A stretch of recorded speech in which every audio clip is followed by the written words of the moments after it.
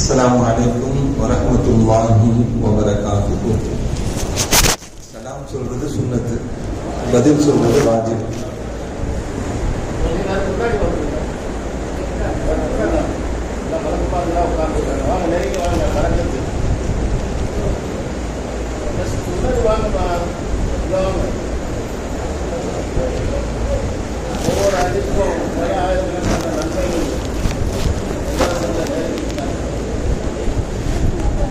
இமாமுக்கு தலைமைக்கு கட்டுப்படணும்.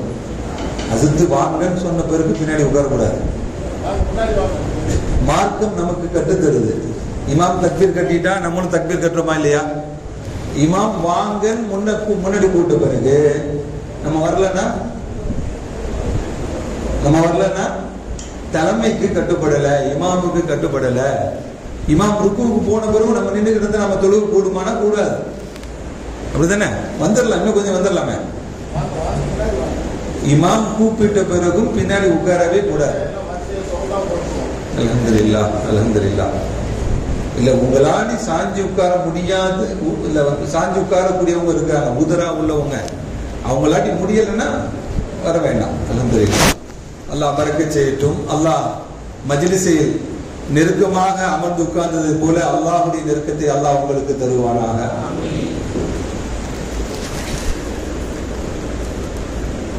அஸ்ஸலாமு அலைக்கும் வரஹ்மத்துல்லாஹி வபரகாத்துஹு. அல்ஹம்துலில்லாஹ், அல்ஹம்துலில்லாஹி ரப்பில் ஆலமீன். வஸ்ஸலாத்து வஸ்ஸலாமு அலா அஷ்ரஃபில் முர்ஸலீன் வ அலா ஆலிஹி வ ஸஹ்பிஹி அஜ்மஈன். அம்மா பஅத். فقد قال الله تعالى في القرآن العظيم والفرقان المجيد: أعوذ بالله من الشيطان الرجيم. بسم الله الرحمن الرحيم. قل هل يستوي الذين يعلمون والذين لا يعلمون.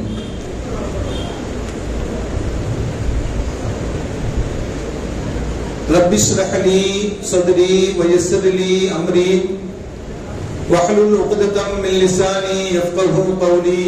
اللهم صل على سيدنا محمد اللهم صل عليه وسلم. கண்ணியத்திற்கும் மரியாதைக்கும் உரிய இந்த புனிதமான ரமலான் மாதத்தில் கடைசி 10 நாட்களில் ஒற்றைப்படை இரவுகளில் நல்ல விஷயங்களை கேட்பதற்காக வேண்டி ஏற்பாடு செய்திருக்கக்கூடிய போற்றுதலுக்குரிய மஸ்ஜிதுடைய நிர்வாகிகளே, கண்ணியத்திற்கும் உயர்வுக்கும் பாசத்திற்கும் உரித்தான மஸ்ஜிதுடைய தலைமை இமாம், மஸ்ஜிதுடைய ஹத்தீப் ஹதரத் பிறந்தகி அவர்களே, இங்கு குடியிருக்கக்கூடிய பெரியவர்களே, சிறார்களே, தாய்மார்களே, அல்லாஹ் இந்த மஜ்லிஸை கபூல் செய்வானாக. எந்த விஷயத்தை கேட்க இருக்கிறோமோ அந்த விஷயத்தின்படி அமல் செய்யக்கூடிய பாக்கியத்தினை தந்தர புரிவானாக. கேட்க விஷயங்களை பிறருக்கு எத்தி வைக்கக்கூடிய பாக்கியத்தினை தருவானாக. நம்முடைய வாழ்நாட்களை அல்லாஹ் ஆரோக்கியமான வாழ்நாட்களாக ஆக்கி தருவானாக. மருத்துவமனைகளுக்கு செல்லாத காலங்களாக ஆக்கி தருவானாக. மருத்துவமனை செலவினங்களிலிருந்து அல்லாஹ் நம் அனைவரையும் முழுமையான முறையில் பாதுகாப்பானாக. எல்லா விதமான ஆபத்துகள், விபத்துகள், பலாய் முசீபத்துகள், பரவக்கூடிய தொற்று நோய்கள், அனைத்து விதமான பாவ செயல்களிலிருந்தும் அல்லாஹ் நம் அனைவரையும் முழுமையான முறையில் பாதுகாத்து நிம்மதியான, அமைதியான, ராகத்தான, சந்தோஷமான, மகிழ்ச்சியான வாழ்க்கையை இந்த உலகத்திலும் நாளை மறு உலகத்திலும் அல்லாஹ் அளவில்லாமல் வழங்கிடுவானாக. ரமலானை அடைந்தோம், மீதம் இருக்கக்கூடிய நாட்களிலும் பரிபூர்ணமான முறையில் நோன்பு நோற்று இரவு நின்று வணங்கி இன்னவர நல்ல அமல்களையும் செய்து புனிதமான லைலத்துல் கத்ருடைய இரவுடைய பாக்கியத்தை அல்லாஹ் அடையக்கூடிய தௌஃபீக்கினையும் தந்தர புரிவானாக. இதை போன்ற ரமலான்களை நம்முடைய வாழ்க்கையில் நிரம்ப பெற்று அதை அமல் செய்யக்கூடிய நல்ல தௌஃபீக்கினையும் அல்லாஹ் நம் அனைவருக்கும் தந்தர புரிவானாக என்று இந்த நல்ல நேரத்தில் துஆ செய்து எனது உரையை துவங்குகிறேன். எனக்கு தந்திருக்கக்கூடிய தலைப்பு மார்க்க கல்வியே அவசியம். மார்க்க கல்வி என்பது ஒவ்வொரு மூமின்களும் கட்டாயம் தெரிந்திருக்க வேண்டும். பொதுவா கல்வி கற்பது என்பது இன்னைக்கு ஒரு ஃபேஷனா தான் இருக்கு. கல்வி கற்பது என்பது ஒரு ஃபேஷனா தான் இருக்கு.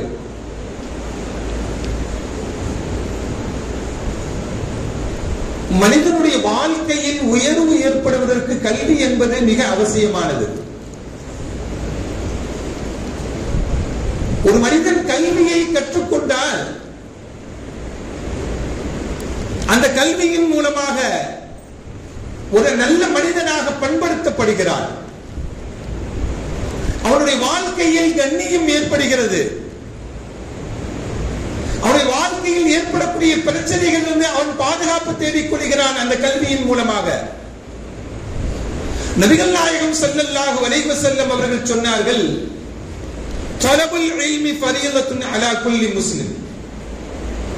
கல்வியை தேடுவது எல்லா முஸ்லிம்கள் மீதும் கடமை அப்படிங்கிறாங்க ஸல்லல்லாஹு அலைஹி வஸல்லம். மார்க்கத்துல சில கடமைகள் இருக்கிறது, அது எல்லா முஸ்லிம்களும் செய்ய வேண்டும். இஸ்லாத்துடைய பரதுகள் 5. இந்த 5 பரதுகளையும் எல்லாரும் எல்லாத்தையும் செய்ய வேண்டுமா அப்படின்னா செய்வதற்கு நிபந்தனைகள் இருக்கிறது. தொழுகை இருக்கிறது. ஒரு மனிதன் மரணிக்கும் வரையும் தொழுக வேண்டும். தொழுகையை எந்த நிலையிலும் விடுவதற்கு அனுமதியே கிடையாது. ஹத்தா யஅதியக்கல் யகீன், மரணம் வரையும் தொழுக வேண்டும் என்று குர்ஆன் நமக்கு சொல்லி காட்டுகிறது. ஜகாத் யாருக்கு கடமை?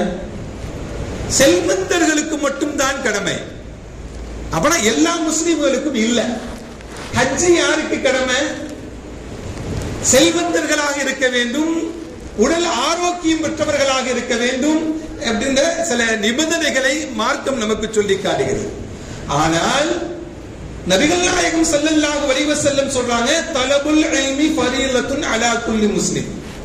ஒவ்வொரு முஸ்லிமும் மீதும் கல்வியை தேடுவது அவசியம் என்று மார்க்கம் நமக்கு சொல்லி காட்டுகிறது.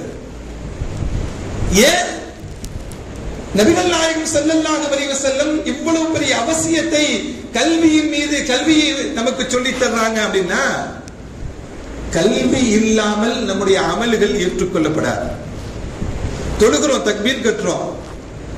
தக்பீர் கட்டிய பிறகு தொழுகையில் எது ஃபர்து, எது வாஜிபு, எது சுன்னத்து, எது முஸ்தஹப் என்பதையெல்லாம் நாம் தெரிந்தாக வேண்டும். மாற்று மதத்தவர்களைப் போல கையை தூக்கி கையை ஆட்டி அசைச்சு நம்முடைய இபாதத்துகளை நிறைவு செய்ய முடியாது. தொழுகையில் ஒரு ஃபர்தை நாம் விட்டுவிட்டோம் என்றால் தொழுகை கூடாது. ஒரு வாஜிபை செய்யவில்லை என்றால் அதுக்கு பரிகாரம் வேண்டும்.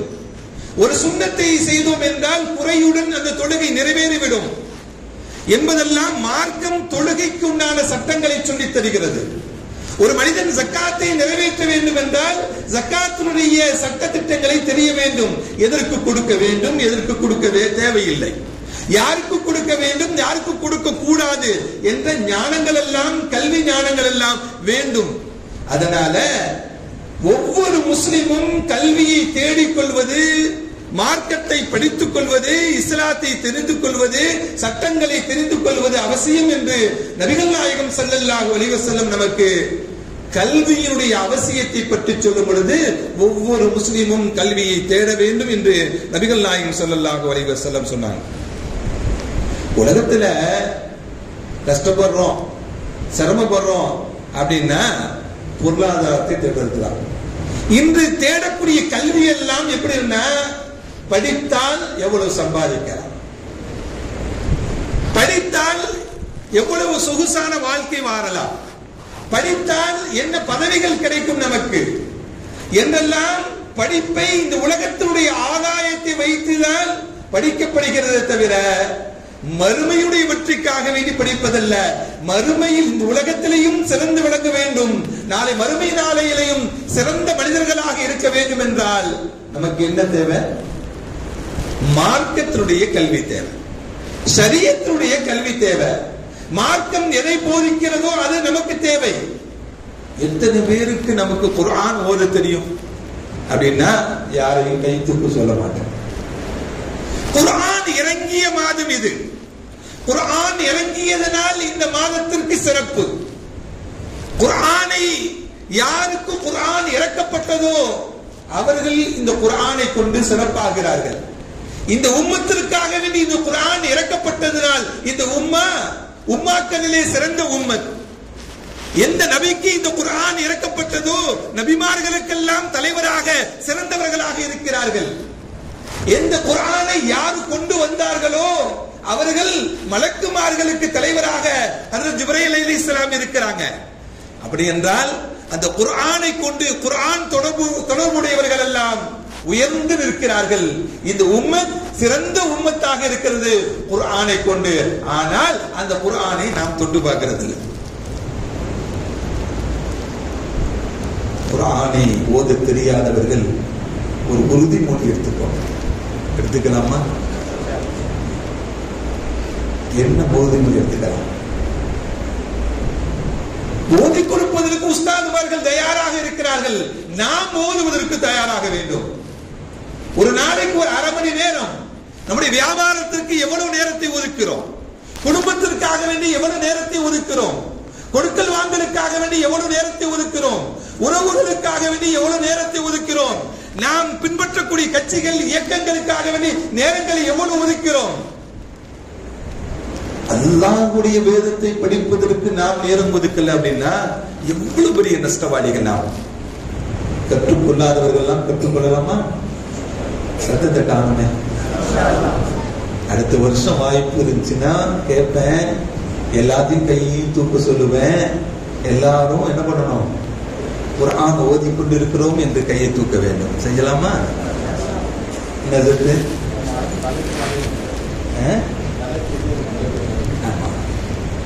குர்ஆன் நமக்கு இறக்கப்பட்ட மாதம் இது. சரியா? குர்ஆனை கற்றுக்கொள்ள வேண்டும். நியத்து வச்சுக்கோங்க, மௌத்தாகுவதற்கு முன்பாக குர்ஆனை கற்றுக்கொண்டுதான் மௌத்தாகுவேன் என்று நியத்து வச்சுக்கோங்க. சொல்லுங்களேன். ஏன்னா மணி 12 தாண்டிச்சு. நீங்களும் பேசணும், நானும் பேசணும். நான் மட்டும் பேசிக்கிருந்தா உங்களுக்கு தூக்கம் வந்துடும். குர்ஆனை கற்றுக்கலாமா? இன்ஷா அல்லாஹ். அல்லாஹ் அந்த நசீபை தந்தர புரிவானாக. அருமையானவர்களே, இந்த உலகத்துல கல்வியை தேடுவது அப்படிங்கிறது பொருளாதாரத்துக்கு மட்டுமல்ல. பொருளாதாரத்திற்கு மட்டும் கல்வியை தேடுவதல்ல. கல்வி என்பது அழியாத சொத்து. கல்வி என்பது அழியாத சொத்து. அது நாம வீடு வச்சிருக்கிறோம், காடு வச்சிருக்கிறோம், மற்ற வஸ்துகள் எல்லாம் வச்சிருக்கிறோம். உதாரணமா செல்போன் இருக்கு. ஒரு ஆளுக்கு அன்பளிப்பாக கொடுக்கிறோம். அது அவருக்கு கொடுத்துட்டா அந்த போன்ல நமக்கு பங்கு இருக்கா அப்படின்னா இல்ல, அது அவர் கைக்கு மாறி போயிடுச்சு. ஒரு கார் வச்சிருக்கிறோம், அவருக்கு இன்னொருவருக்கு கொடுக்கிறோம், அது அவருடைய சொத்தாக மாறிவிடும். ஆனால் கல்வி என்ற சொத்து மட்டும்தான் கற்று பிறருக்கும் கற்றுக் கொடுக்க முடியும். அது நம்ம கையை விட்டு போகாது. கல்வி என்ற சொத்து மட்டும்தான் நாம் வைத்திருக்கக்கூடிய பொருளான அந்த கல்வியை பிறருக்கும் கற்றுக் கொடுக்க முடியும். நம்மகிட்ட இல்லாமல் ஆகாது. பிறருக்கு கற்றுக் கொடுக்க நம்முடைய கல்வியும் வளர்ந்து கொண்டே போகும். அழியாத சொத்து என்னன்னா கல்வி மட்டும்தான். கொடுக்கக்கூடியவருக்கும் பிரயோஜனத்தை ஏற்படுத்தி தரும். யார் பெற்றுக்கொண்டார்களோ அவர்களுக்கும் அந்த கல்வி என்ன பண்ணும்? பிரயோஜனத்தை ஏற்படுத்தி தரும். அழியாத சொத்து கல்விதான் என்பதை நாம் நினைவில் வைத்துக் கொள்ள வேண்டும். அதே போல மார்க்க கல்வி இருக்கிறது அல்லவா? குர்ஆன், ஹதீஸ், ஃபிக்ஹ், இது மாறாத கல்வி. இது மெடிக்கல் எஜுகேஷன் இருக்கு. ஒரு 50 வருஷத்துக்கு முன்னாடி அந்த எஜுகேஷன் எப்படி இருந்துச்சு அதே மாதிரி தான் இப்பயும் இருக்கா? ஒரு 100 வருஷத்துக்கு முன்னாடி இருந்த மாதிரி தான் ஒரு 50 வருஷத்துக்கு முன்னாடியும் இருந்ததா? அப்படின்னா இல்ல. தகுந்தாற் போல் அந்த எஜுகேஷன் எல்லாம் மாறிக்கொண்டே இருக்கிறது. ஆனால் குர்ஆனுடைய செய்தி, நபிகள் நாயகம் ஸல்லல்லாஹு அலைஹி வஸல்லம் அவர்கள் குர்ஆனை எப்படி கற்றுக் கொடுத்தார்களோ அது அப்படிதான் இருக்கிறது. அதற்கு என்ன விளக்கம் சொன்னார்களோ அந்த விளக்கத்தை தான் இப்பொழுது உம்மாவுக்கு சொல்லப்படுகிறது. ஹதீஸும் அப்படிதான். நபிகள் நாயகம் ஸல்லல்லாஹு அலைஹி வஸல்லம் நபிமொழிகளும் இந்த உலகத்திற்கு நபிகள் நாயகம் ஸல்லல்லாஹு அலைஹி வஸல்லம் 1400 ஆண்டுகளுக்கு முன்பாக என்ன விளக்கத்தை சொன்னார்களோ அந்த விளக்கத்தை தான் இப்பயும் சொல்லப்படுகிறது. ஃபிக்ஹும் அப்படிதான். அப்படி என்றால் கல்வி அழியாத சொத்து, மார்க்க கல்வி அழியாததுதான், அது மாற்றவும் முடியாத சொத்து என்பதையும் அருமையான பெருமக்களே நாம் நினைவில் வைத்துக் கொள்ள வேண்டும். நபிகள் நாயகம் ஸல்லல்லாஹு அலைஹி வஸல்லம் அவர்கள் இந்த உலகத்தில் வாழ்ந்த சமயத்தில், யா அல்லாஹ் எனக்கு பொருளாதாரத்தை அதிகமாகத்தா, எனக்கு வீடு வாசலை அதிகமாகத்தா, கொடுக்கல் வாங்கல்ல பரக்கத் செய் என்றெல்லாம் நபிகள் நாயகம் ஸல்லல்லாஹு அலைஹி வஸல்லம் தன்னுடைய எதையுமே பெருசா கேட்டதில்லை. ஆனா நபிகள் நாயகம் ஸல்லல்லாஹு அலைஹி வஸல்லம் தனக்கு தேவையானதை அதிகப்படுத்தி கேட்ட ஒண்ணே ஒண்ணு அப்படின்னா கல்வி மட்டும்தான். ரப்பி ஜித்னி இல்மா, யா அல்லாஹ் என்னுடைய கல்வி ஞானத்தை அதிகப்படுத்தி தருவாயாக என்று குர்ஆன் நமக்கு சொல்லி காட்டுகிறது. கல்வி ஞானத்தை தான் அதிகமாக வேண்டும் என்று நபிகள் நாயகம் ஸல்லல்லாஹு அலைஹி வஸல்லம் கேட்டதாக திருக்குர்ஆன் நமக்கு சொல்லி காட்டுகிறது. அதனால கல்விதான் நமக்கு அதிகமாக வேண்டும் என்பது குர்ஆன் நமக்கு சொல்வதும் நபிகள் நாயகம் ஸல்லல்லாஹு அலைஹி வஸல்லம் நமக்கு சொல்லக்கூடிய செய்தியும். அருமையான பெருமக்களே, கற்றவர்களும் கற்காதவர்களும் சமமாக முடியாது எந்த காலத்திலும். குர்ஆனும் அதை சொல்லி காட்டுகிறது. குல் ஹல் யஸ்தவில் லதீன யஅலமூன வல்லதீன லா யஅலமூன். கற்றவர்களும் கற்காதவர்களும் சமமாவார்களா அப்படின்னா சமமாக முடியாது என்பதை குர்ஆன் நமக்கு சொல்லி காட்டுகிறது. கற்றவர்களுக்கும் சில சிறப்புகள் இருக்கும், சில உயர்வுகள் இருக்கும், சில கண்ணியம் இருக்கும். கற்றவர்களுக்கு செல்லும் இடமெல்லாம் சிறப்பு, எங்கெல்லாம் போறாங்களோ அங்கெல்லாம் கண்ணியமும் உயர்வும் அவர்களுக்கு உண்டு. கற்காதவர்கள் தான் அவர்கள். கல்வியை கற்றவர்களுக்கு உலகத்திலும் சிறப்பு இருக்கிறது, மறுமையிலும் சிறப்பு இருக்கிறது. அருமையானவர்களே, நம் அனைவரையும் அல்லாஹ் குர்ஆனை கற்று மார்க்கத்தை கற்று அதன்படி வழிநடத்தக்கூடிய மக்களாக அல்லாஹ் நம் அனைவரையும் ஆக்கிர புரிவானாக. நபிகள் நாயகம் ஸல்லல்லாஹு அலைஹி வஸல்லம் அவர்கள் சொல்லி காட்டுவார்கள், கல்வி என்பது அல் ஹிக்மத்து லால்லத்துல் முஃமின், மூமின் தவற விட்ட பொருள் சொன்னாங்க நபிகள் நாயகம் ஸல்லல்லாஹு அலைஹி வஸல்லம். நம்ம பொருள் காணா போச்சு, செல்போனு காணா போச்சு, எவ்வளவு நாள் தேடுவோம், அது கிடைக்கும் வரையும் தேடுவோம். எங்கெல்லாம் போன எடுத்துட்டு போனோமோ அங்கெல்லாம் பார்த்துக்கிட்டே போவோம். நாளைக்கு போனாலும் பார்ப்போம், நாளை மறுநாள் போனாலும் பார்ப்போம். ஒரு வருஷம் கழிஞ்சாலும் இந்த இடத்துல தான் போன காணா போச்சுன்னு சொல்லி நம்ம நினைப்போம். இருக்கா இல்லையா? அது கிடைக்கும் வரையும் அதை தேடிக்கொண்டே இருப்போம். அதே போல மூமினுக்கு கல்வி என்பது காணாமல் போன பொருள் என்று நபிகள் நாயகம் ஸல்லல்லாஹு அலைஹி வஸல்லம் சொன்னாங்க. அப்படின்னா என்ன? காணாமல் போன பொருளை தேடுவதை போல நீங்கள் கல்வியை தேடிக்கொண்டே இருங்க. கல்வி கற்பதற்கு எதுவும் காலங்கள் உண்டா? 20 வயசு வரையும் தான், 25 வயசு வரையும் தான், 50 வயசு வரையும் தான், அப்படிலாம் இல்ல.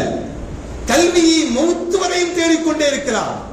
கல்வி என்பது கடல் நீரை போல. கடல் நீரை எடுத்து நம்ம சாப்பிட முடியுமா, இதை உபயோகப்படுத்த முடியுமா அப்படின்னா இல்லையே. வற்றாத ஜீவன் அது கல்வி என்பது. அதை தேடிக்கொண்டே இருக்கலாம், மரண முறையும் தேடிக்கொண்டு இருக்கலாம். அதுதான் ஸல்லல்லாஹு அலைஹி வஸல்லம் சொன்னாங்க, அல் ஹிக்மத்து லால்லத்துல் முஃமின், மூமின்கள் காணெடுத்த பொருளை போல என்று நபிகள் நாயகம் ஸல்லல்லாஹு அலைஹி வஸல்லம் சொல்லிட்டு சொல்வாங்க, மின் ஹைசு வஜதஹா ஃபஹுவ அஹக்கு பிஹா. அது எங்க கிடைச்சாலும் அதை வாங்கி பெற்றுக்கோங்க. எங்கு கிடைக்கிறதோ அதை பெற்றுக் கொள்ளுங்கள். பெற்றுக்கொள்ளக்கூடிய உரிமை உங்களுக்கு இருக்கிறது என்று நபிகள் நாயகம் ஸல்லல்லாஹு அலைஹி வஸல்லம் நமக்கு சொல்றாங்க. அதனால ஒரு பயான் நடக்குது, ஒரு ஹதீஸ் நடக்குது, உட்கார்ந்து கொள்ள வேண்டும், அதை பயன்படுத்திக் கொள்ள வேண்டும், அதற்குண்டான நேரங்களை ஒதுக்கிக் கொள்ள வேண்டும். எத்தனை பேர்கள் நம்ம ஜும்மாவுக்கு முன்னாடியே வந்து உட்கார்ந்து பயான கேட்கிறோம் அப்படின்னா, குத்துபா எத்தனை மணிக்கு தான் கேட்போம், தொழுகை எத்தனை மணிக்கு தான் கேட்கிறோம், ஜும்மாவுக்கு பயான் எத்தனை மணிக்குன்னு கேட்கறதே இல்லை. அப்படிதான் நடந்துட்டு இனிமேல் பயானம் கேட்க வந்துடலாமா? பாங்கு சொல்லிட்டாலே வியாபாரத்தை மூடிடும். வியாபாரத்தை கடை மூடிட வேண்டியதான். பாங்கு சொன்ன பிறகும் வியாபாரம் செய்வது ஹராம். அது அல்லாஹ் வதருல் பை, வியாபாரத்தை விட்டு விடுங்கள் என்று அல்லாஹ் சொல்லுகிறார். விட்டுடணும். பாங்கு சொல்லிட்டாலே வியாபாரம் செய்யக்கூடாது. குர்ஆனுடைய கட்டளை அது. அதனால பயான் அப்படிங்கிறது, ஜும்மா பயான் அப்படிங்கிறது நமக்கு சொல்லக்கூடியது. நமக்கு இந்த வாரத்தில் என்ன முக்கியமான செய்திகள் இருக்கிறதோ அந்த செய்திகளை நமக்கு பின்பற்றுவதற்காக வேண்டி சொல்லக்கூடிய செய்திகள். அது அரை மணி நேரம் பேசுறதுக்கு அதுக்கு 2 மணி நேரம் 3 மணி நேரம் உட்கார்ந்து சில கிதாபுகள் எல்லாம் புரட்டி அதற்காக வேண்டி நமக்கு தயாரிப்பு செய்து கொடுக்குறாங்க. என்ன சாப்பிடுறதுக்கு கொஞ்ச நேரம், தயாரிக்கிறதுக்கு சாப்பாடு ரெடி பண்றதுக்கு சில மணி நேரங்கள் ஆகுவதை போல அரை மணி நேரம் பயான் பண்றதுக்கு சில மணி நேரங்கள் ஒதுக்கிதான் உங்களுக்கு செய்திகளாக வந்து இமாமுகள் கொடுக்கிறாங்க. அதனால எங்க செய்திகள் கிடைக்கிறதோ, மார்க்க செய்திகள் கிடைக்கிறதோ அங்கே நாம் பெற்றுக்கொள்ள வேண்டும். பெற்றுக்கொள்ளக்கூடிய உரிமை இருக்கிறது என்று நபிகள் நாயகம் ஸல்லல்லாஹு அலைஹி வஸல்லம் நமக்கு சொல்லுவாங்க. தொடர்ந்து தேடிக்கொண்டே இருக்க வேண்டும். மரணிக்கும் முறையும் நாம் தேடிக்கொண்டே இருக்க வேண்டும் என்றெல்லாம் மார்க்கம் நமக்கு சொல்லி காட்டுகிறது. நபிகள் நாயகம் ஸல்லல்லாஹு அலைஹி வஸல்லம் சொன்னாங்க, உத்துடுபுல் இல்ம வலவ் பிஸ்ஸீன். சீனா தேசம் சென்றாவது உயர்ந்த கல்வியை பெற்றுக் கொள்ளுங்கள், தேடிக்கொள்ளுங்கள் என்று நபிகள் நாயகம் ஸல்லல்லாஹு அலைஹி வஸல்லம் சொன்னாங்க. ஏன் சீனாவை சொன்னாங்க நபிகள் நாயகம் ஸல்லல்லாஹு அலைஹி வஸல்லம்? நபிகள் நாயகம் ஸல்லல்லாஹு அலைஹி வஸல்லம் கற்றுக் கொடுக்காத கல்வியா சீனாவில் இருக்கிறது? அப்படின்னா ஸல்லல்லாஹு அலைஹி வஸல்லம் வாழ்ந்த பூமிக்கும் சீனா அப்படிங்கிற நகரம் இருக்கக்கூடிய பகுதிக்கும் நீண்ட தூரம். நீங்கள் நீண்ட தூரம் சென்றாவது உங்களுடைய கல்வியை நீங்கள் கற்றுக்கொள்ளுங்கள். நீண்ட தூரம் சென்றாவது நீங்கள் கல்வியை கற்றுக்கொள்ளுங்கள் என்பதுதான் நபிகள் நாயகம் ஸல்லல்லாஹு அலைஹி வஸல்லம் சீன தேசத்தை சொல்லுவதற்குண்டான காரணம் என்று பெருமக்கள் இந்த ஹதீஸுக்கு விளக்கம் சொல்லக்கூடியவர்கள் நமக்கு சொல்லி காட்டார். அருமையான பெருமக்களே, இந்த உலகத்துல எத்தனையோ சமயங்கள் இருக்கின்றன. இந்த உலகத்திற்கு எத்தனையோ வேதங்கள் இருக்கின்றன, எத்தனையோ புத்தகங்கள் வாசிப்பதற்கு இருக்கின்றன.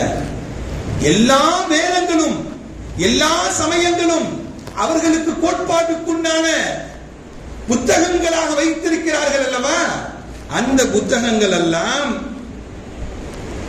அந்த மக்களுக்கு தேவையான செய்திகளை கூறல. அந்த மக்களுக்கு தேவையான செய்திகளை கூறல. அந்த வேதங்கள் எல்லாம் கல்வியினுடைய அவசியத்தை பற்றியும் கூறவில்லை.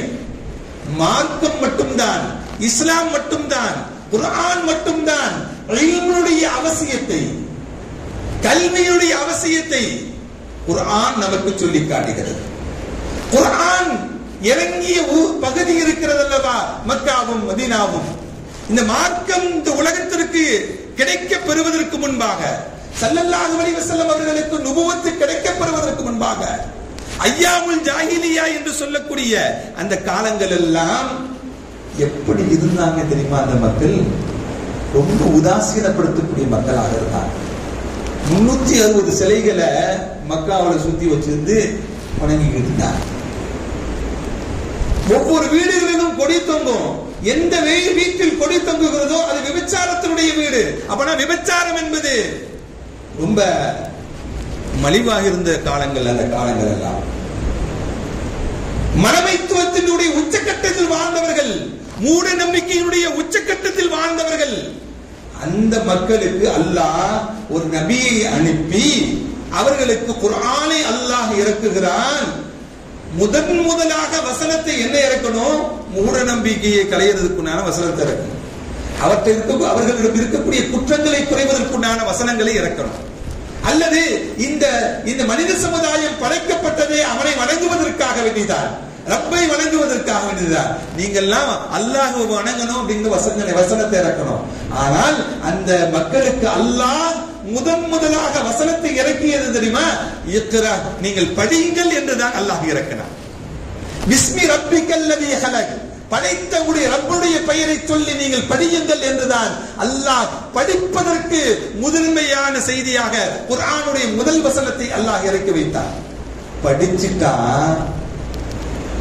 படிச்சிட்டா மக்கள் இருக்கக்கூடிய மூட நம்பிக்கைகள் எல்லாம் போயிடும். மக்கள் தெளிவாகிட்டாங்கன்னா அவர்கிட்ட இருக்கக்கூடிய தவறுகள் எல்லாம் நீங்கிவிடும் என்பதற்காக வேண்டி அல்லாஹ் நீங்கள் படியுங்கள் என்ற வசனத்தை தான் முதலாக அந்த மக்களுக்கு அல்லாஹ் இறக்கி வைத்தார். அருமையான பெருமக்களே, குர்ஆன் கல்வியுடைய முக்கியத்துவத்தை சொல்லக்கூடிய முதல் வசனம். அருமையான பெருமக்களே, இப்படி மனமையும் ஆணவமும் கொண்ட மக்களுக்கு மத்தியிலே நீங்கள் படியுங்கள் என்ற குர்ஆன் வசனத்தை இறக்கி அவர்களுக்கு படிக்க தெரிந்தவர்கள் மிகவும் குறைவானவர்கள், எழுதுவதற்கு தெரிந்தவர்கள் மிகவும் குறைவானவர்கள். அப்படிப்பட்ட அந்த மக்களுக்கு மத்தியிலே அல்லாஹ் குர்ஆனை இறக்கி படித்த சமுதாயமாக அல்லாஹ் உருவாக்கி கொடுத்தான் இந்த உம்மாவை. உம்மத்தை படித்த சமுதாயமாக அல்லாஹ் உருவாக்கி கொடுத்தான் என்று இன்றும் நாம் கண்கூடாக கண்டு கொண்டிருக்கிறோம். அருமையான பெருமக்களே,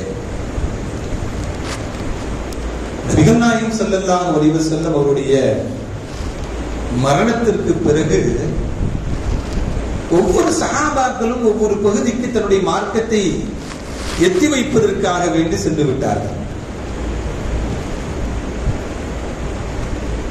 மக்காவிலும் மதீனாவிலும் வாழ்ந்த அந்த சஹாபா பெருமக்கள் எல்லோரும் அங்கே வாழ்ந்து அங்கே மரணிக்கவில்லை, எல்லா நாடுகளுக்கும் சென்றிருக்கிறாங்க. நம்ம தமிழ்நாட்டிலையும் சில சஹாபிகள் அடக்கம் செய்யப்பட்டிருக்கிறார்கள் அல்லவா, அவர்களும் இப்படி இந்த மார்க்கத்தை எத்தி வைப்பதற்காக வேண்டி வந்த பெருமக்கள் தான். அல்லாஹ் இந்த இஸ்லாத்தை கொடுத்திருக்கிறான், குர்ஆனை கொடுத்திருக்கிறான், மார்க்கத்தை கொடுத்திருக்கிறான். உலகம் முழுவதும் இன்று மார்க்கம் விரிந்து பறந்திருக்கிறது என்றால் அந்த உத்தம சஹாபா பெருமக்கள் உலகம் முழுவதும் கொண்டு சென்றதுதான். அபூ தர்தா என்று சொல்லக்கூடிய ஒரு சஹாபி டமஸ்கஸ்ல இருந்தார். சிரியாவுடைய தலைநகர் டமஸ்கஸ்ல இருந்தார். அவரை தேடி ஒரு மதீனாவிலிருந்து ஒரு நபர் செல்கிறார். அபூ தர்தா ரலியல்லாஹு தஆலா அன்ஹு அவர்களை தேடி டமஸ்கஸ்க்கு போறார். மதீனாவிலிருந்து டமஸ்கஸ், சிரியாவுடைய தலைநகர் டமஸ்கஸ் எவ்வளவு தூரம் தெரியுமா? இப்பயும் கூகுள்ல போட்டீங்கன்னா 1500 கிலோமீட்டர். எவ்வளவு? 1500 கிலோமீட்டர் தூரம். மதீனா டு டமஸ்கஸ் போட்டு பாருங்களேன் மேப்ல. ஒரு 3 வழி காமிக்குது. ஒரு 1200 கிலோமீட்டர், ஒரு 1500 கிலோமீட்டர், ஒரு 1400 கிலோமீட்டர் அப்படின்னு ஒரு 3 வழியை காமிக்குது. எப்படியோ 1200 கிலோமீட்டர் தூரத்தை தாண்டி இருக்கக்கூடிய ஒரு பகுதி மதீனாவிலிருந்து ஒருவர் போறார். அபூ தர்தா ரலியல்லாஹு தஆலா அவர்களை சந்திக்கிறார். சந்திச்சோன்ன எதுக்கு வந்திருக்கீங்க, எங்க இருந்து வந்திருக்கீங்க? நான் மதீனாவில இருந்து வந்திருக்கிறேன். எல்லாருமே சிரியாவுக்கு வரவங்க எல்லாம் வியாபாரத்துக்காக வேண்டி வருவாங்க. வியாபாரத்தினுடைய தலைநகரம் அது, வியாபாரம் செய்வதற்குண்டான மெயின் சிட்டி அது சிரியா. வியாபாரத்துக்கு வந்திருக்கீங்களா? இல்ல. உறவுகள் யாராவது இருக்காங்களா இந்த ஊர்ல? இல்ல. எதற்காக வேண்டிதான் வந்தீர்கள்? அருமை நபித்தோழரான நீங்கள் நபிகள் நாயகம் ஸல்லல்லாஹு அலைஹி வஸல்லம் அவர்களிடத்திலிருந்து ஒரு ஹதீஸை நீங்கள் பெற்றுக் கொண்டீர்கள் என்று நான் கேள்விப்பட்டேன். அந்த ஒரு ஹதீஸை நான் பெற்றுக் கொள்வதற்காக வேண்டி மதீனாவிலிருந்து டமஸ்கஸ்க்கு நான் வந்திருக்கிறேன். அந்த ஒரு ஹதீஸை பெற்றுக் கொள்வதற்காக வேண்டி, ஒரு ஹதீஸை பெற்றுக் கொள்வதற்கு 1500 கிலோமீட்டர் தூரத்துக்கு பயணம் சென்று ஒரு ஹதீஸை பெற்றுக் கொண்டார்கள் அந்த சஹாபி. அந்த ஹதீஸை எனக்கு கற்றுத்தாருங்க. அபூ தர்தா ரலியல்லாஹு தஆலா அன்ஹு அவர்கள் வந்த மனிதருக்கு அந்த ஹதீஸை கற்றுக் கொடுக்கிறார்கள். மன் சலக தரீகன் யத்லுபு ஃபீஹி இல்மன் சஹ்ஹலல்லாஹு தரீகன் இலல் ஜன்னah.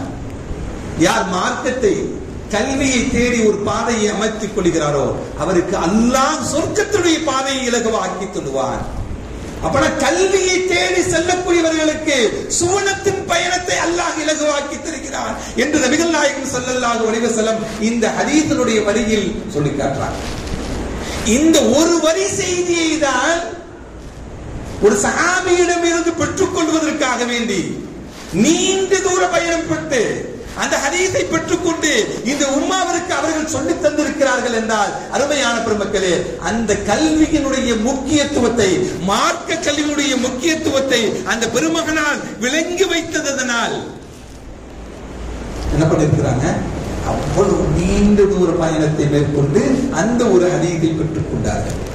அல்லாஹ் நமக்கும் மார்க்க கல்வியை பெற்றுக் கொள்ளக்கூடிய பாக்கியத்தை தருவானாக, நம்முடைய பிள்ளைகளுக்கு தருவானாக, நம்முடைய சந்ததிகளுக்கு தருவானாக. வீட்டுக்கு ஒரு ஆலிம் ஹாஃபிஸ் உருவாக்க வேண்டும், வீட்டுக்கு ஒரு ஹாஃபிஸ் ஒரு ஆலிமை உருவாக்க வேண்டும், மார்க்கத்தை படித்தவர்களை உருவாக்க வேண்டும். நாம் நம்முடைய குடும்பத்தில் ஒரு ஆலிம் இருந்தான்னா நம்ம குடும்பத்தில் வந்து யாராவது ஃபித்னா பண்ண முடியுமா? குதர்க்கமான மார்க்கத்தினுடைய குதர்க்கவாதிகள் இருக்கிற குதர்க்கமான விஷயங்களை சொல்லி தர முடியுமா? அந்த வீட்டுல ஆலிம் சார் இருக்கிறார், அங்க போய் நம்ம வாதாட்ட முடியாது. அங்க மார்க்கம் பிடித்தவர் இருக்கிறார், அங்க போய் நம்ம எந்த கருத்தையும் சொல்ல முடியாது. அப்படித்தானே? நாம் ஒவ்வொரு வீட்டிற்கும் நாம் மார்க்கம் படித்த மேதைகளை நாம் உருவாக்க வேண்டும். பட்டூர் பெற்றெடுத்த மன்னன் சொல்லி ஒரு ஆலிம் பேசினாங்க, பிள்ளைங்க அழகாக பேசினாங்க. இப்ப நம்முடைய பிள்ளைகளும் இப்படி அல்லாஹ்வை பற்றி, அல்லாஹ்வுடைய ரசூலை பற்றி பேசக்கூடிய பிள்ளைகளாக அல்லாஹ் நம்முடைய பிள்ளைகளை உருவாக்குவானா. அருமையான பிள்ளைகளே, ஒரு ஹதீஸை தேடி நீண்ட தூர பயணம்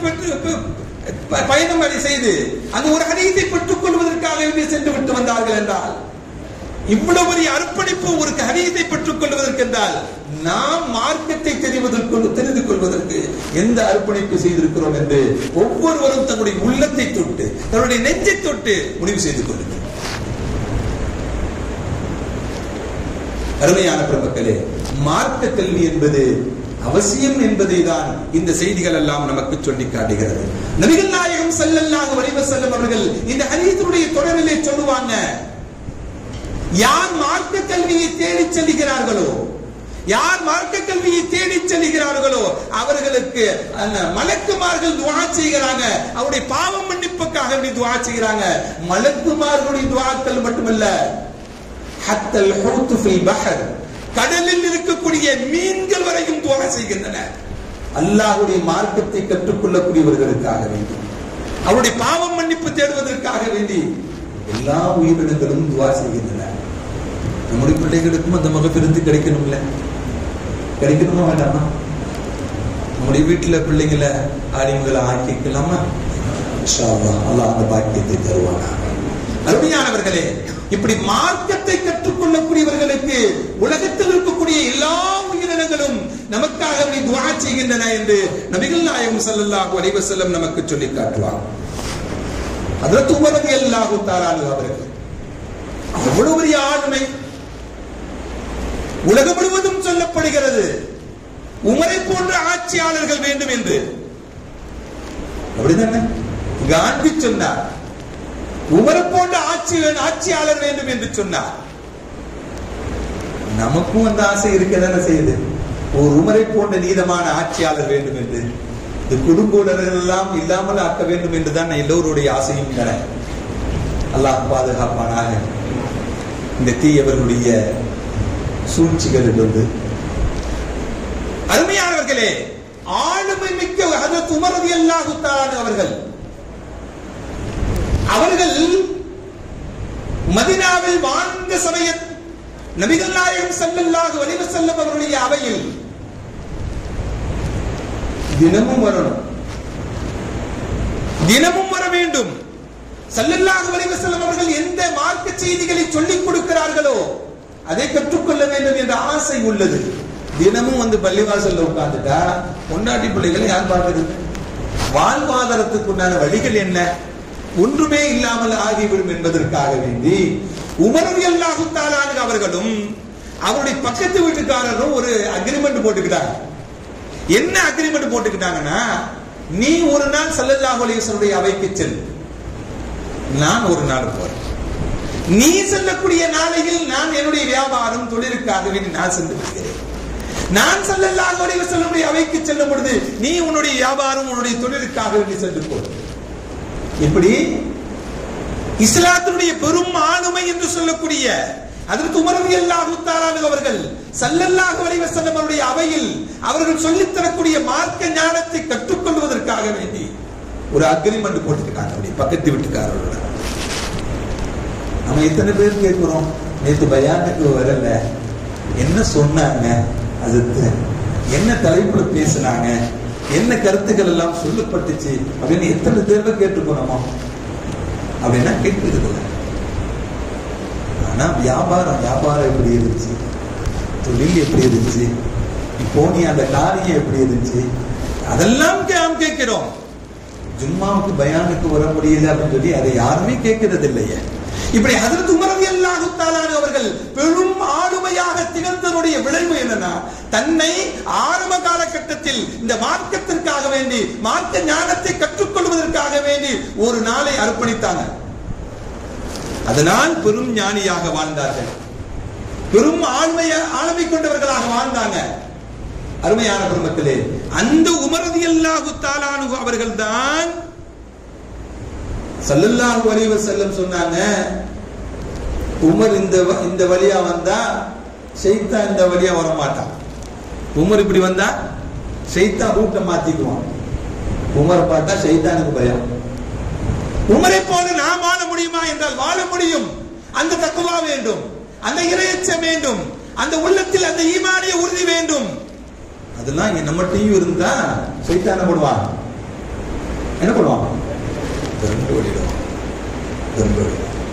அந்த ஈமானுடைய உறுதியை அல்லாஹ் நமக்கும் தருவானா. அருமையான பெருமக்களே, நபிகள் நாயகம் ஸல்லல்லாஹு அலைஹி வஸல்லம் அவர்கள் ஹஜ்ரத் உமர் ரலியல்லாஹு தஆலா குறித்து சொல்லும் பொழுது, இன்னல்லாஹ யன்திகு பிலிசானி உமர், அல்லாஹ் உமருடைய நாவில் அல்லாஹ் பேசுகிறான் என்று ஸல்லல்லாஹு அலைஹி வஸல்லம் சொன்னார். பெருமக்கள் சொல்லுவாங்க, கிட்டத்தட்ட உமர் பேசிய வார்த்தைகளில் 80 வசனங்கள் குர்ஆனில் இருக்கிறது என்று சொல்வாங்க.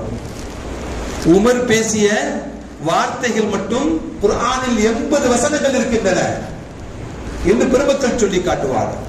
அப்படின்னா என்ன, எந்த செய்தியை ஸல்லல்லாஹு அலைஹி வஸல்லம் அவையில் மஷூராவாக, ஆலோசனையாக அந்த உமர் ரலியல்லாஹு தஆலா சொன்னார்களோ, எந்த வார்த்தையை கொண்டு சொன்னார்களோ அந்த வார்த்தை அல்லாஹ் ஏற்றுக்கொண்டு அதே வார்த்தையை குர்ஆன் வசனமாக இறக்கி வைத்திருக்கிறார்.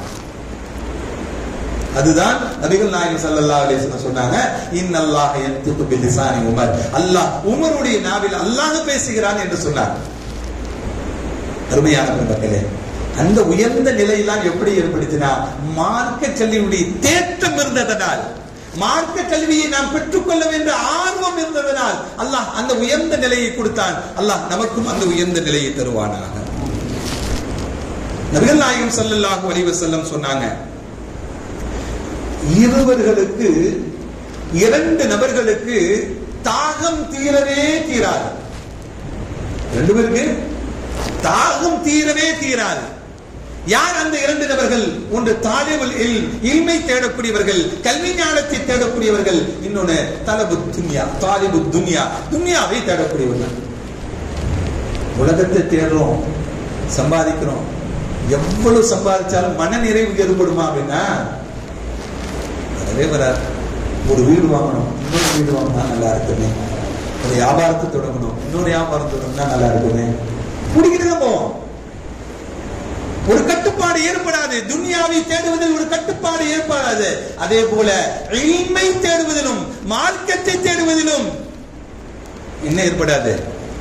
ஒரு கட்டுப்பாடு. அந்த ஆசை உள்ளத்துல வந்துருச்சு அப்படின்னா அவனுக்கு தேடிக்கொண்டே இருக்க வேண்டிய ஆசை ஏற்பட்டுக் கொண்டே இருக்கும் என்று நபிகள் நாயகம் ஸல்லல்லாஹு அலைஹி வஸல்லம் சொன்னாங்க.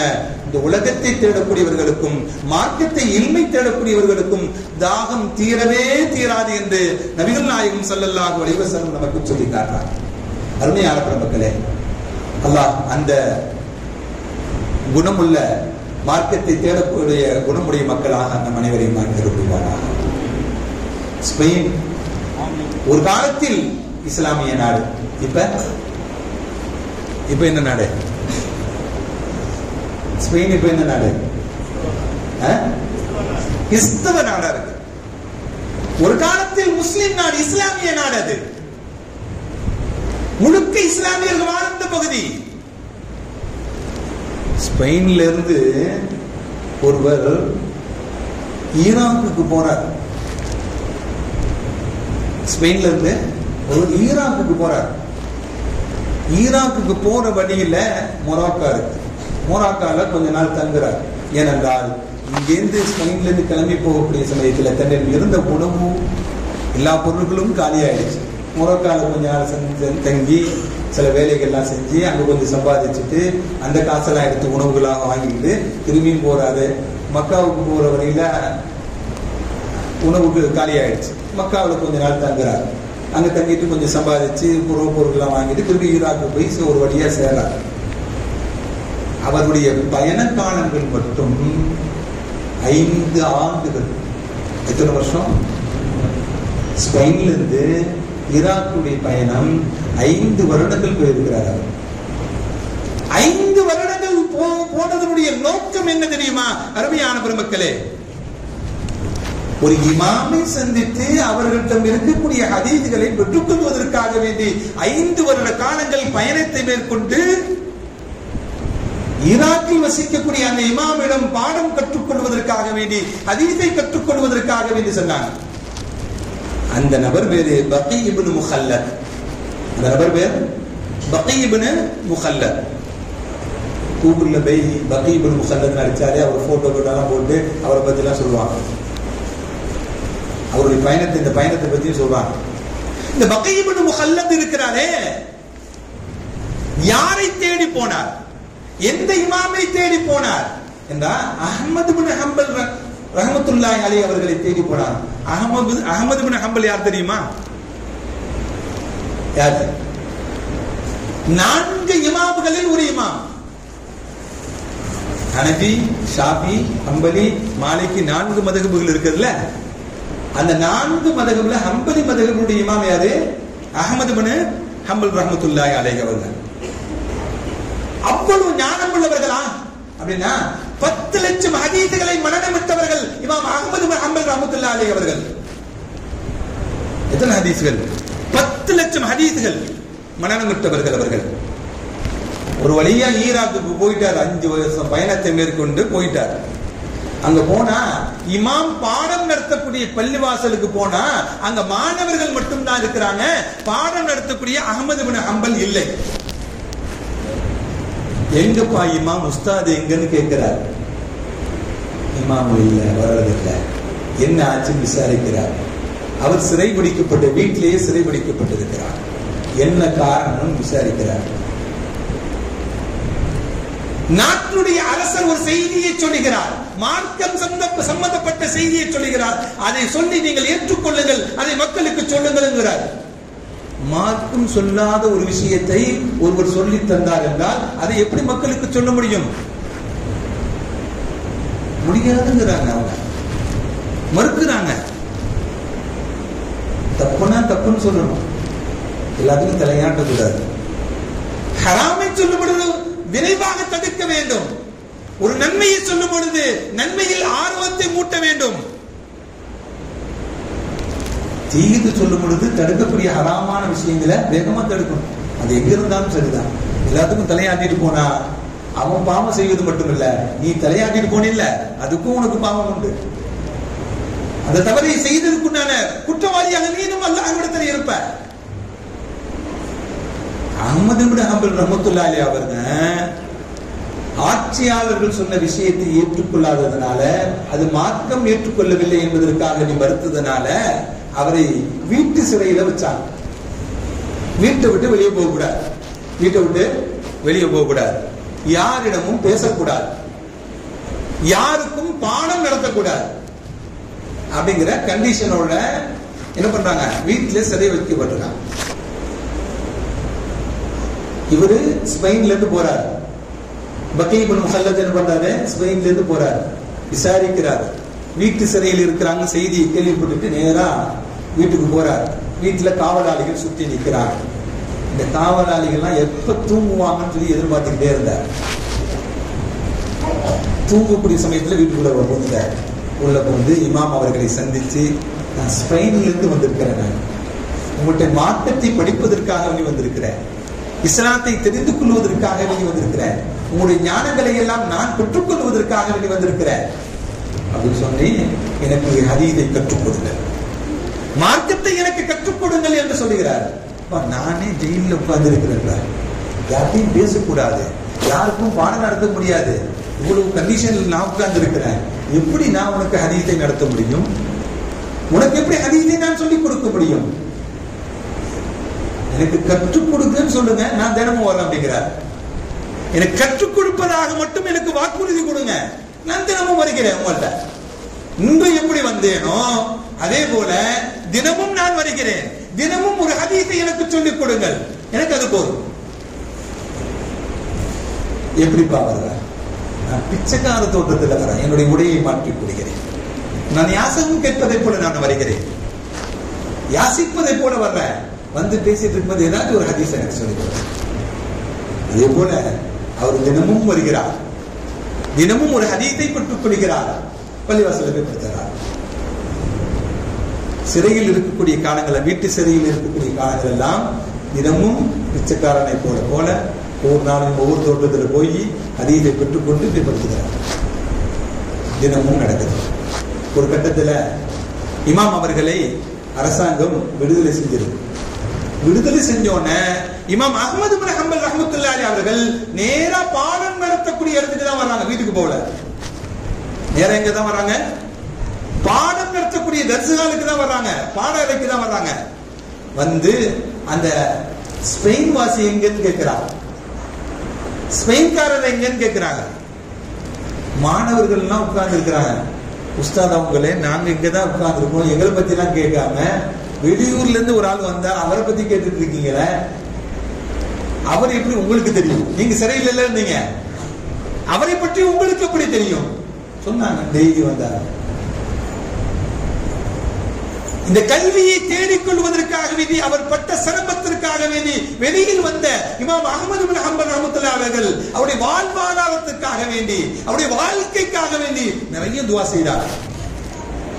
அருமையான பெருமக்களே, இப்படி கல்வியை தேடுவதற்காக வேண்டி பெருமக்கள் எல்லாம் தன்னுடைய வாழ்க்கையே அர்ப்பணித்து சென்றவர்கள் எல்லாம் இந்த மார்க்கத்தில் உண்டு. அருமையான பெருமக்களே,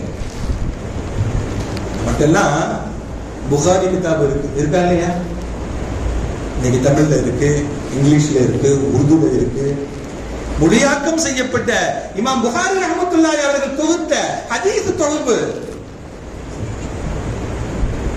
எல்லாத்தையும் இருக்கு. இன்னைக்கு சர்வசாதாரணமாக நம்ம கையில கிடைச்சிருக்கு அந்த ஹதீஸ் கிதாப். 7000 சில ஹதீஸ்கள் கொண்ட அந்த கிதாப்.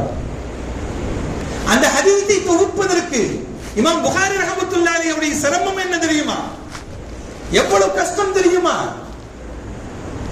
அருமையான பெருமக்களே, ஒவ்வொரு நாளும் இரவு குறைஞ்சது 25-30 தடவை கண்விழித்து என்ன தூங்குவாங்க. நம்ம படுத்தோம்னா காலையில தான் எந்திக்கிறோம் அப்படிலாம் இல்ல, ஒரு இரவு பல தடவை கண்விழித்து எழுதுவோம். என்ன அந்த ஹதீஸ் தொகுப்புக்குரிய வேலையில இருப்பாங்க இமாம் புகாரி ரஹ்மத்துல்லாஹி அவர்கள். இமாம் புகாரி ரஹ்மத்துல்லாஹி அவருடைய ஹதீஸ் தேடலுக்காக வேண்டி அவர்கள் பயணப்பட்ட தூரம் எவ்வளவு தெரியுமா? உலகத்தை 2 தடவை சுத்தினா எவ்வளவு தூரமோ அவ்வளவு பயணப்பட்டு இருக்காங்க இமாம் புகாரி ரஹ்மத்துல்லாஹி அவர்கள் புகாரி கிதாபை கோர்வை செய்வதற்காக. உலகத்தை 2 தடவை சுத்தினா எவ்வளவு தூரமோ அந்த அளவுக்கு பயணப்பட்டுதான் இமாம் புகாரி ரஹ்மத்துல்லாஹி அவர்கள் புகாரி கிதாபை கோர்வை செய்திருக்கிறார். எத்தனை உஸ்தாதுமார்கள் அவங்க பாடம் படிச்சிருக்காங்க தெரியுமா? நமக்கெல்லாம் எத்தனை உஸ்தாது இருப்பாங்க? 1 2 3 5 ஒரு 50 100 சொல்லிக்கலாம். 4000 உஸ்தாதுமார்களிடம் அவர்கள் பாடம் படித்திருக்கிறார்கள். எத்தனை பேரு? 4000 பேர் அவங்களுடைய உஸ்தாதுமார்கள். 4000 உஸ்தாதுமார்களிடம் இமாம் புகாரி ரஹ்மத்துல்லாஹி அவர்கள் பாடம் படித்திருக்கிறாங்க. 4000 உஸ்தாதுமார்கள் உலகத்தை 2 தடவை சுத்தினா எவ்வளவு பயண தூரமோ அவ்வளவு பயணம் மேற்கொண்டிருக்கிறாங்க. இரவு முழுமையாக தூங்குறது இல்ல. ஒவ்வொரு ஹதீஸையும் எழுதுவதற்கு முன்பாக 2 ரக்காத் தொழுது துஆ செய்த பிறகுதான் ஹதீஸ் எழுதுவாங்க. ஒரு ஹதீஸ் எழுதுவதற்கு முன்னாடி 2 ரக்காத் தொழுது துஆ செஞ்சுட்டு தான் அந்த ஹதீஸை, கிடைத்த ஹதீஸை அவங்க என்ன பண்ணுவாங்க? தன்னுடைய நூலில் சேர்த்துக் கொள்வார்கள். இப்படி அப்பனா 7000 மாற்றி சொல்ற ஹதீஸ்களை எழுதுவதற்கு எவ்வளவு ரக்காத்துகள் தொழுதிருப்பாங்க, எவ்வளவு துஆ செய்திருப்பாங்க, எவ்வளவு பயணங்கள் மேற்கொண்டு தன்னுடைய வாழ்நாள் முழுவதையும் ஹதீஸை தொகுப்பதற்காக வேண்டி அந்த பெருமக்கள் எல்லாம் தன்னுடைய வாழ்க்கையை கழித்திருக்கிறாங்க. அப்படின்னா நாம் மார்க்கத்தை கற்றுக்கொள்வதற்காக வேண்டி, அல்லாஹ் ரசூல் கற்றுக் கொடுத்த செய்திகளை கற்றுக்கொள்வதற்காக வேண்டி நம்மிடம் என்ன அர்ப்பணிப்புகள் இருக்கின்றன? நம்மிடம் என்ன அர்ப்பணிப்புகள் இருக்கின்றன? அருமையான பெருமக்களே, பெருமக்கள் எல்லாம் வாழ்ந்த வாழ்க்கையை நினைவு கூறுவது என்னன்னா, நாமும் வாழணும் அப்படிங்கிறது. கொஞ்சமாச்சு புகார் ரஹ்மத்துல்லாஹி போல வாழ முடியுமா? வகீ இப்னு ஹலத் போல வாழ முடியுமா? அபூதர்தாவை சந்திப்பதற்காண்டி மதீனாவிலிருந்து ஒரு ஹதீஸை பெற்றுக் கொள்வதற்காண்டி அந்த மனிதர் சென்றாரே, அவரை போல போக முடியுமா? போக முடியாது. இருந்தாலும் நாம் நமக்கு கைக்கு அடக்கமாக கிடைக்கக்கூடிய இடங்களில் எங்கெல்லாம் கல்வி கிடைக்கிறதோ, எங்கெல்லாம் மார்க்கம் கிடைக்கிறதோ, எங்கெல்லாம் குர்ஆனுடைய விஷயங்கள் கிடைக்கிறதோ, எங்கெல்லாம் நபிமொழியுடைய விளக்கங்கள் கிடைக்கிறதோ, அங்க போய் அமர்ந்து நாம் கற்றுக்கொள்ள வேண்டும், தெரிந்து கொள்ள வேண்டும். அந்த முயற்சிகள் நமக்கு கிடைக்கணும். நம்முடைய பிள்ளைகளை அப்படி உருவாக்க வேண்டும். அதற்கு காரணமாக இருக்க வேண்டும். நபிகள் நாயகம் ஸல்லல்லாஹு அலைஹி வஸல்லம் சொன்னாங்க, ஒன்னு கற்பவனாக இரு, அல்லது கற்றுக் கொடுப்பவனாக இரு, அல்லது இருவருக்கு உதவி செய்யக்கூடியவனாக இரு. இருக்கலாமா? மூன்றில் ஒருவராக இருக்கலாமா? இன்ஷா அல்லாஹ் அல்லாஹ் அந்த உயர்ந்த தௌஃபீக்கை தந்தர் புரிவானாக. அருமையான பெருமக்களே, இந்த உலகத்தை விட்டு பிரிந்தோம் என்றால் மன்னரிகவே வைப்பாங்க. நம்மள அங்க வச்சோன்னே என்ன கேட்பாங்க? மன்றப்புக்க, உன்னுடைய இறைவன் யார் என்று கேட்கப்படும். பதில் சொல்லணும்ல. இறைவனை பற்றி தெரியணுமா இல்லையா? எத்தனை பேர் நாம் தெரிந்து வைத்திருக்கிறோம்? அல்லாஹ்வுடைய சிஃபத்துகளை பற்றி எத்தனை பேர் தெரிந்து வச்சிருக்கோம்? நபிகள் நாயகம் ஸல்லல்லாஹு அலைஹி வஸல்லம் சொன்னாங்க, இன்ன லில்லாஹி 99 இஸ்மா. அல்லாஹ்வுக்கு எத்தனை பேர் இருக்கு? 99 பெயர்கள் இருக்கிறது என்று நபிகள் நாயகம் ஸல்லல்லாஹு அலைஹி வஸல்லம் சொன்னார். அல்லாஹ்வுக்கு 99 பெயர்கள். ஒவ்வொரு பெயர்களும் அல்லாஹ்வுடைய தன்மையை சார்ந்தது. அவனுடைய தன்மை ரஹீம், இரக்கமுடையவன், கஃபூர், மன்னிக்கக்கூடியவன். அந்த குணம் நமக்கு வேண்டும். எந்த குணம்? அல்லாஹ் தான் மன்னிக்கிறான். அல்லாஹ் எப்ப மன்னிப்பான்? நாம் அந்த குணமுடையவர்களாக இருந்தால் அல்லாஹ் நம்முடைய பாவங்களை மன்னிப்பான். அல்லாஹ் நம் மீது எப்போது இரக்கம் காட்டுவான்? நாம் இரக்கமுடையவர்களாக இருந்தால் அல்லாஹ் ராஹிமாக இருந்து நமக்கு இரக்கம் காட்டுவான். அப்படின்னா அல்லாஹ்வுடைய தன்மைகளை எல்லாம் நாம் தெரிந்து கொண்டு அந்த குணங்களை நம்முள் வளர்த்துக் கொண்டால் அல்லாஹ்விடமிருந்து அந்த தன்மைகள் எல்லாம் நமக்கும் கிடைக்கப் பெறும். எத்தனை பேருக்கு அல்லாஹ்வுடைய பெயர்கள் தெரியும்? பொருளுடன் தெரியும். ஒரு 10 பேர் இல்ல 10 பேர்கள் அல்லாஹ்வுடைய பெயர் தெரியுமானா தெரியாது. நாம் அந்த பெயரையும் அதற்குண்டான பொருளையும் தெரிந்து கொண்டு அந்த சிஃபத்துகள் எல்லாம், அந்த தன்மைகள் எல்லாம், அந்த அகலாக்குகள் எல்லாம் நம்முடைய வாழ்க்கையிலும் வர வேண்டும். அல்லாஹ் அந்த உயர்ந்த நிலையை தருவானா. அருமையான பெருமக்களே, நபிகள் நாயகம் ஸல்லல்லாஹு அலைஹி வஸல்லம் சொன்னாங்க, அல்லாஹ்வுக்கு 99 பெயர்கள் இருக்கின்றன. யார் மன் ஹஃபிலஹா, அந்த 99 பெயர்களை யார் மனனம் விட்டுக் கொள்கிறார்களோ தஹலல் ஜன்னah. அரசாங்க சொல்லி கொடுப்பாங்க பிள்ளைங்களுக்கு. குழந்தைகள் படிக்கத்தான் செய்யும். நாமும் பெரியவங்களும் படிச்சுக்கணும். பொருளுடன் படிக்க வேண்டும், மனனம் விட்டுக் கொள்ள வேண்டும், தினமும் ஓத வேண்டும். ஒவ்வொரு பெயரையும் நினைக்க இந்த குணம் நம்மிடம் வந்து விட்டதா என்று சோதித்து பார்க்க வேண்டும். அந்த குணங்கள் எல்லாம் வந்துவிட்டால் நாம் தவறு செய்ய மாட்டோம், நாம் பாவிகளாக இருக்க மாட்டோம், நாம் குற்றம் செய்யக்கூடியவர்களாக இருக்க மாட்டோம். அந்த குணங்கள் எல்லாம் நம்முடைய வாழ்க்கையிலும் வந்துவிடும் என்றால் நாமும் நற்சீலவர்களாக, நல்ல பண்புள்ளவர்களாக இந்த உலகத்தில் வாழ முடியும். அருமையான பெருமக்களே, நபிகள் நாயகம் ஸல்லல்லாஹு அலைஹி வஸல்லம் அவங்க இப்படி யார் அந்த பெயர்களை மனநமிட்டுக் கொண்டார்கள் தஹலல் ஜன்னah, அவர் சொர்க்கம் சென்று விடுவார் என்று சொன்னார். அல்லாஹ்வுடைய பெயர்களை மனநமிட்டுக் கொள்ளலாமா? இன்ஷா அல்லாஹ் அல்லாஹ் அந்த பாக்கியத்தை தருவானார். அல்லாஹ்வை பற்றி தெரிஞ்சுக்கணும். அவன் தான் உணவு கொடுக்கிறான். அவனுக்கு நமக்கு வாழ்க்கை கொடுக்கக்கூடியவன் அவன் தான். நம்முடைய வாழ்வாதாரத்தை கொடுக்கக்கூடியவன் அவன் தான். நம்முடைய உயிரை கொடுத்தவன் அவன் தான். அவன் நினைச்சானா உயிர் எடுத்துக்க முடியுமா இல்லையா? உயிர் யார் கையில் இருக்கு? நம்முடைய உயிர் யார் கையில இருக்கு? அவன் கையில இருக்கு. உடல் தான் இங்க இருக்கு. உயிரை நம்ம பார்த்திருக்கோமா? நம்முடைய உயிரை பார்க்கல. அவன் வைத்திருக்கிறான். நினைத்து கொண்டால் அவன் எடுத்துக் கொள்ளுவான். அவனை நினைக்கணும்ல இல்லையா? அதனால அல்லாஹ்வுடைய திருநாமங்களை மனனமிட்டுக் கொள்ள வேண்டும். யார் மனனமிட்டுக் கொண்டாரோ தஹலல் ஜன்னா, அவர் சொர்க்கம் சென்று விடுவார் என்றெல்லாம் நபிகள் நாயகம் ஸல்லல்லாஹு அலைஹி வஸல்லம் நமக்கு சொல்லி காட்டினார். ஹஜ்ரத் ஸல்லல்லாஹு அலைஹி வஸல்லம் அவர்கள் ஒரு ஹதீஸை சொன்ன, அதை சொல்லி நான் நிறைவுற்று வருகிறேன். ஹஜ்ரத் இப்னு அப்பாஸ் ரலியல்லாஹு தஆலா ஸல்லல்லாஹு அலைஹி வஸல்லம் அவர்களுக்கு அவர்களுடன் சேர்ந்து பயணம் மேற்கொள்கிறார்கள். யா குலாம், என் அருமை மகனே என்று ஹஜ்ரத் இப்னு அப்பாஸை அழைத்து சில உபதேசங்களை ஸல்லல்லாஹு அலைஹி வஸல்லம் பிரத்யேகமாக செய்கிறார்கள். சில உபதேசங்களை பிரத்யேகமாக செய்கிறாங்க. இஹ்ஃபதில்லாஹ யஹ்ஃபதுக, அல்லாஹ்வுடைய சட்ட திட்டங்களை நீ பேணி நடந்து கொள், அல்லாஹ் உன்னை பாதுகாப்பான். அல்லாஹ்வுடைய சட்டத்தை நீ பேணி பாதுகாத்துட்டீனா அல்லாஹ் என்ன பண்ணுவான்? அல்லாஹ் உன்னை பாதுகாப்பான்பா என்று நபிகள் நாயகம் ஸல்லல்லாஹு அலைஹி வஸல்லம் அவருடைய உபதேசங்கள் தொடர்ந்து சொல்லுவாங்க. வைதா சஅல்த ஃபஸ்அலில்லாஹ, நீ ஏதாவது கேட்கணும்னா யார்ட்ட? மனுஷன்ட்ட கேட்காதப்பா. யார்ட்ட கேட்காத? மனுஷன்ட்ட கேட்டா கொடுக்கவும் செய்யலாம், கொடுக்காம மறுக்கவும் செய்யலாம், திட்டியும் அனுப்பலாம், கேவலப்படுத்தி அசிங்கப்படுத்தி கூட அனுப்பலாம். அல்லாஹ் இடத்துல கேட்டா இதா சஅல்த ஃபஸ்அலில்லாஹ, நீ அல்லாஹ்விடம் கேள். எது தேவையோ அந்த தேவையை அல்லாஹ்விடத்துல கேள். நீ உதவி தேட வேண்டும் என்றாலும் அல்லாஹ்விடத்துல உதவி தேடிக்கொள் என்றெல்லாம் நபிகள் நாயகம் ஸல்லல்லாஹு அலைஹி வஸல்லம் இப்னு அப்பாஸ் ரலியல்லாஹு தஆலா அவர்களுக்கு உபதேசம் செய்துவிட்டு இறுதியாக சொன்னாங்க, இந்த உலகமே ஒன்று சேர்த்து உனக்கு ஒரு நன்மையை தர வேண்டும் என்றால் அது அல்லாஹ் நாடாமல் உனக்கு தர முடியாது. அல்லாஹ் நாடாதான் உனக்கு அந்த நன்மையை தர முடியும்.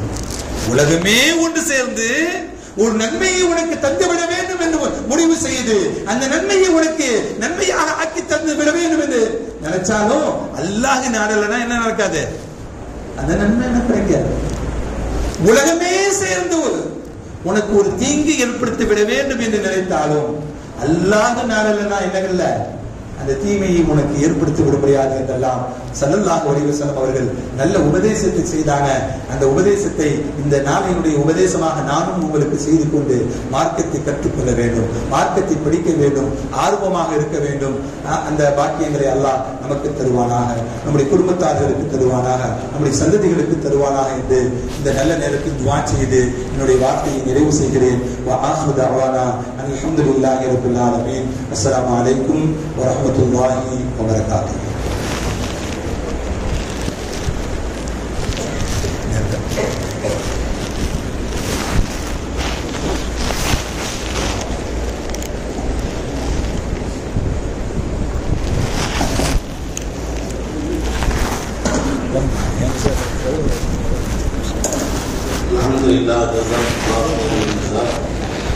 அடுத்ததாக உஸ்தாத் ஹஸரத் அவர்கள் உரை நிறுத்துவார்கள்.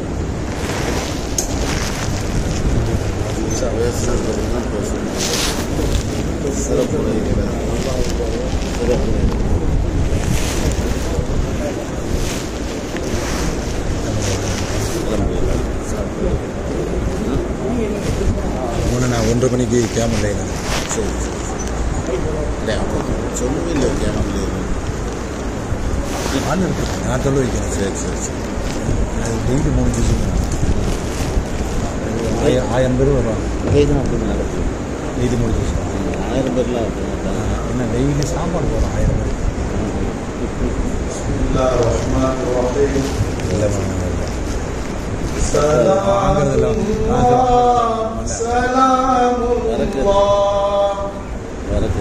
على المكي رسول الله صلاة الله سلام الله على المدني حبيب الله على المدني حبيب الله صلاة الله صلى الله